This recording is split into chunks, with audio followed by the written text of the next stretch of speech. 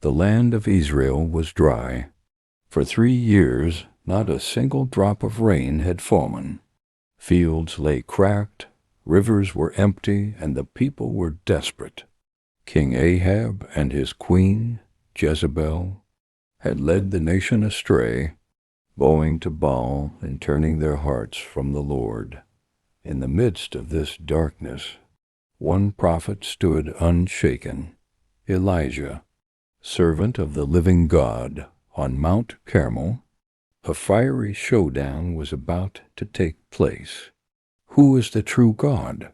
The answer would come in flame and in storm. Obadiah went to meet Ahab and told him, and Ahab went to meet Elijah. As the king's chariot stopped in a swirl of dust, his voice cut through the dry air. "Is that you, you troubler of Israel?" Elijah's gaze was unshaken. "I have not made trouble for Israel," he replied, "but you and your father's family have. You have abandoned the Lord's commands and have followed the Baals." Elijah's voice rang with authority. "Now summon the people from all over Israel to meet me on Mount Carmel, and bring the 450 prophets of Baal and the 400 prophets of Asherah." Soon the mountain slopes were alive with people. Elijah stood before the crowd and asked, "How long will you waver between two opinions?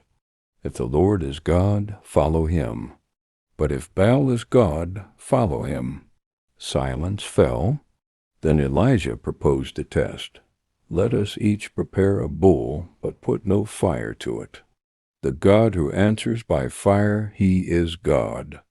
The people murmured, "What you say is good." Elijah said to the prophets of Baal, "Choose one of the bulls and prepare it first. Since there are so many of you, call on the name of your God, but do not light the fire." They took the bull given them and prepared it. From morning until noon they shouted, "Baal, answer us." But there was no response. No one answered. They danced wildly around the altar they had made. At noon Elijah mocked them. "Shout louder. Surely he is a god. Perhaps he is deep in thought, or busy, or traveling. Maybe he is sleeping and must be awakened." So they shouted louder and slashed themselves with swords and spears, as was their custom, until their blood flowed. Midday passed, and they continued their frantic prophesying until the evening. Sacrifice, but there was no response. No one answered, no one paid attention.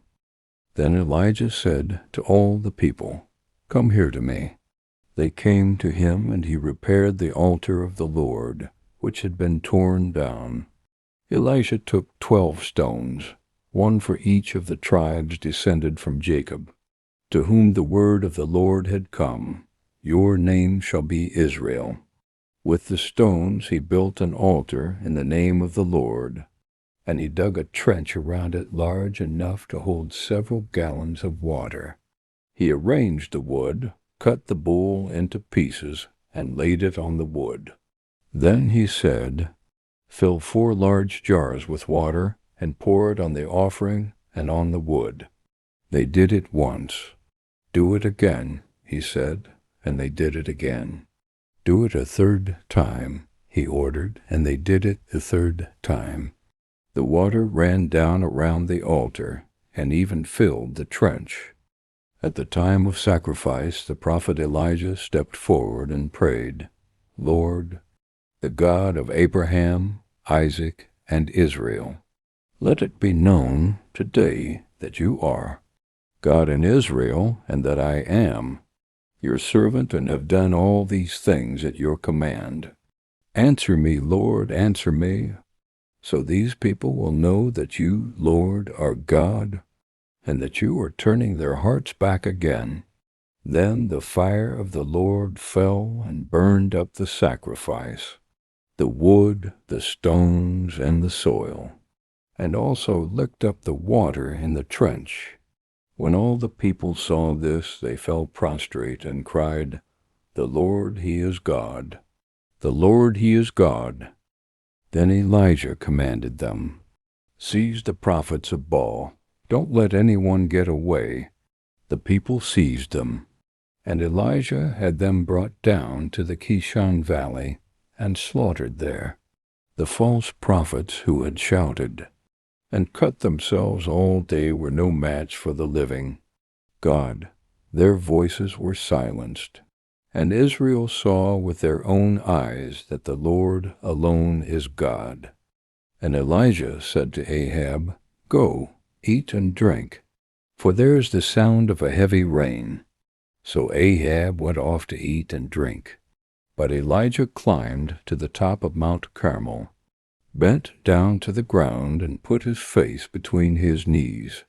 "Go and look toward the sea," he told his servant. And he went up and looked. "There is nothing there," he said. 7 times Elijah said, "Go back."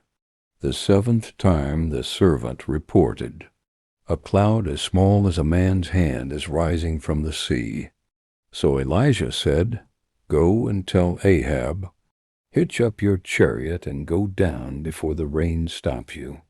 Meanwhile, the sky grew black with clouds. The wind rose, a heavy rain started falling, and Ahab rode off to Jezreel. The power of the Lord came on Elijah, and tucking his cloak into his belt, he ran ahead of Ahab all the way to Jezreel. And so on Mount Carmel, the people of Israel witnessed the living God answer by fire. False gods were silenced, rain returned to the land, and the nation's hearts turned back to the Lord.